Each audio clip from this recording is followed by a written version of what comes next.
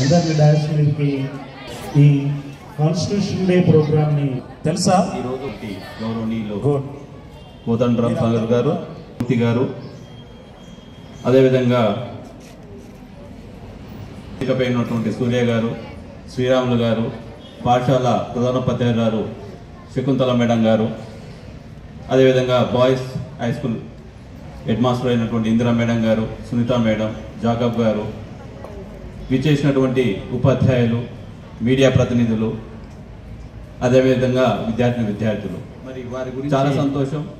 మన ఇందాక ఎందుకంటే ప్రారంభ ఉపన్యాసంలో కూడా చెప్పడం జరిగింది, సమాజం కొరకు, అణగారిన ప్రజల కొరకు ఎన్నో పోరాటాలు, చివరి శ్వాస వరకు కూడా తన జీవితాన్ని మొత్తం కూడా సర్వస్వం త్యాగం చేసి మరి అంకితం చేసినటువంటి గొప్ప మహనీయులు గద్దర్ గారు.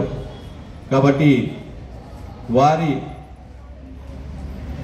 ఆశయాలకు మేరగా ఫౌండేషన్ కూడా, గద్దర్ ఫౌండేషన్ ఈరోజు రాజ్యాంగ విలువల కోసం, ఎందుకంటే ప్రపంచంలో అతిపెద్ద రాజ్యాంగం కావచ్చు, ప్రజాస్వామ్య దేశం కూడా మన భారతదేశమే. ఇవాళ ప్రపంచం అంతా కూడా మన దేశం వైపే చూస్తూ ఉంది.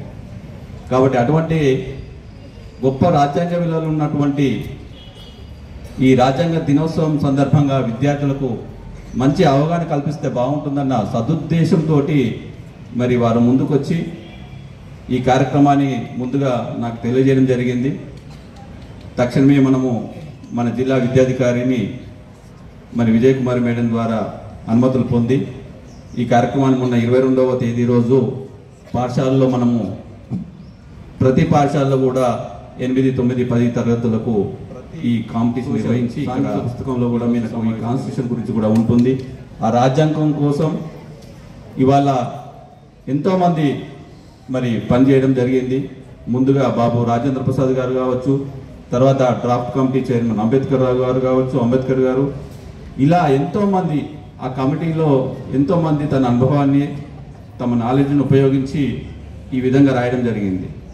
మీరు ఒకసారి ఆలోచిస్తే గత సంవత్సరం ఏం జరిగిందో మనకు గుర్తుండకపోవచ్చు, ఒక వారం రోజుల కింద ఉంది గుర్తుండకపోవచ్చు, లేదా అంతకుముందు జరిగినటువంటి కొన్ని ఇన్స్ట్రక్షన్స్ కావచ్చు, సూచనలు మళ్ళీ ఇన్ని సంవత్సరాలైనా కూడా ఉండడం వల్లనే ఇవాళ మనం ఇంత చక్కగా భారతదేశంలో ఇంత కోట్ల మంది, అంటే 140 crores 140 కోట్ల జనాభా ఉన్నా కూడా ఎక్కడ కూడా ఇబ్బంది లేకుండా ప్రశాంతంగా, స్వేచ్ఛాయుతంగా, ప్రశాంతం ఒకటి, స్వేచ్ఛాయుతంగా మరి ఇవన్నీ కూడా మనం చేస్తున్నామంటే నిజంగా మరి ఆ రాసినటువంటి అందరికి కూడా మనం ఏమిచ్చినా కూడా రుణం తీసుకోలేము.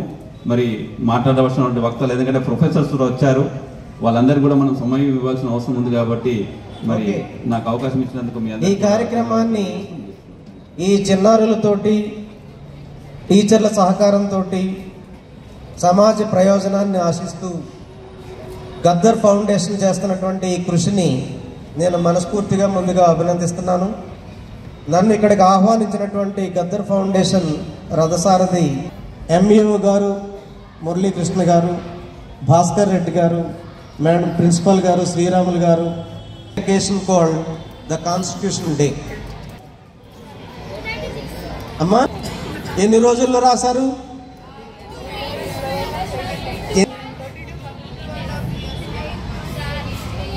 వాటి గురించి కంటే మన రాజ్యాంగ రచన కోసం ఒక సభ అవసరమైంది, ఒక పరిషత్ అవసరమైంది.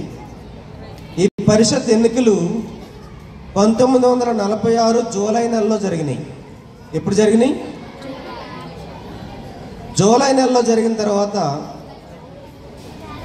వినాలి, రే ఎన్నుకోవాలి అనుకున్నారంటే మొట్టమొదట అప్పటికి ఇండియా విడిపోలేదు. 46 జూలై నెలలో ఇండియా విడిపోయిందా? వచ్చిందా? రాలేదు కదా, ఇండియాకి స్వతంత్రం రాలేదు.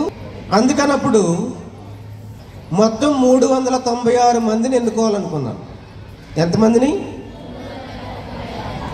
ఈ స్టోరీ కట్ చేస్తే 1947 ఆగస్టు 15వ తారీఖుకి భారతదేశం 2 ముక్కలుగా విడిపోయింది, పాకిస్తాను, ఇండియాగా.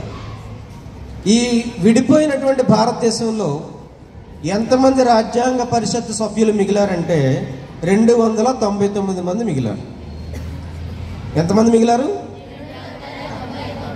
ఈ 299 మంది అందరూ కలిసి ఒక పెద్ద పెద్ద కమిటీలుగా 16 కమిటీలుగా ఏర్పడ్డారు. ఎన్ని కమిటీలు? ఈ 16 కమిటీలన్నీ అనేక అంశాల మీద రాజ్యాంగం ఎలా ఉండాలి, అందులో ఏముండాలి, కొన్ని సలహాలు ఇస్తారు, కొన్ని సూచనలు చేస్తారు. ఆ సూచనలు సలహాల ప్రకారం రాజ్యాంగాన్ని రాయాలి. అర్థమవుతుందా? అయితే రాజ్యాంగం దేనికోసం రాయాలి, ఏ లక్ష్యాల కోసం రాయాలి, అందులో ప్రధానంగా ఏ ఏ ప్రధానమైన అంశాలు ఉండాలి అనేటటువంటి విషయాలు డిసైడ్ చేయడానికి ఆ సభ అంతా కలిసి ఒక రెజల్యూషన్ చేసుకుంది, ఒక తీర్మానం చేసుకుంది. ఆ తీర్మానాన్ని ఏమంటారంటే ఆబ్జెక్టివ్స్ రెజల్యూషన్ అంటారు. ఏమంటారమ్మా? ఈ రెజల్యూషన్ చేసుకోవడానికి సభలో కమిటీలు ఎవరెవరి బాధ్యత ఏంటని తెలుసుకోవడానికి రాజ్యాంగ పరిషత్తు మొట్టమొదటి సమావేశము డిసెంబర్ 9, ఎప్పుడు? డిసెంబర్ 9, 1946లో మొట్టమొదటి సమావేశం జరిగింది. డిసెంబర్ 13వ తారీఖున రాజ్యాంగం యొక్క ఎల్లలు ఎలా ఉండాలన్నది ఆబ్జెక్టివ్ రెజల్యూషన్ డిసెంబర్ 13వ తారీఖున ప్రవేశపెట్టారు. దాని మీద చర్చ జరిగిన తర్వాత దాన్ని ఆమోదించిన తర్వాత కమిటీలుగా ఏర్పడ్డారు. ఈ కమిటీలన్నీ సలహాలు సూచనలు చేస్తూ ఉన్నప్పుడు ఈ రాజ్యాంగం కోసం ఒక సలహాదారుని నియమించారు. ఆ రాజ్యాంగ సభ పరిషత్ యొక్క సలహాదారు పేరు ఏంటంటే బిఎన్ రావు. ఏం పేరమ్మా? బెనగల్ నరసింహరావు. బెనగల్ నరసింహ. ఎక్కడంటే ఆయన బెంగళూరు ఆయన అనమాట. ఐసిఎస్ అని ఒకటి ఉండేది, ఇండియన్ సివిల్ సర్వీస్ అని వద్దాను. ఆ ఐసిఎస్ ఆఫీసర్లకి 2 డ్యూటీలు ఉండేవి. జిల్లా కలెక్టర్గా చేయాలి, జిల్లా జడ్జిగా చేయాలి. ఆయన కొంతకాలం జిల్లా కలెక్టర్గా ఆయన చేసిన తర్వాత మొత్తం జడ్జిగా మారిపోయాడు. జడ్జిగా మారిపోయి కలకత్తా హైకోర్టులో పెద్ద జడ్జిగా ఉద్యోగం చేస్తున్నాడు. బాగా చదువుకున్నాడు రాజ్యాంగాల గురించి అని ఆయన సలహాదారుగా పెట్టుకున్నాడు. ఆయన ఏమని అడిగారంటే, నువ్వు ఒక చిత్తు ప్రతిని తయారు చెయ్యి అన్నారు. రఫ్ కాపీని తయారు చేయమన్నారు. ఏంటది? Rough copy of the constitution. అది డ్రాఫ్ట్ కాపీ వేరు, రఫ్ కాపీ వేరు. అర్థమైందా? ఈ రఫ్ కాపీని చేయడానికి అనేక రాజ్యాంగాల సహకారం తీసుకో. 16 కమిటీలు చెప్పిన సలహాలన్నీ దృష్టిలో పెట్టుకో. ఆబ్జెక్టివ్ రిజల్యూషన్లో ఏమి చెప్పారో అది కూడా దృష్టిలో పెట్టుకొని ఒక చిత్తు ప్రతిని తయారు చేయమని ఆయనకి ఒక డ్యూటీ వేస్తారు.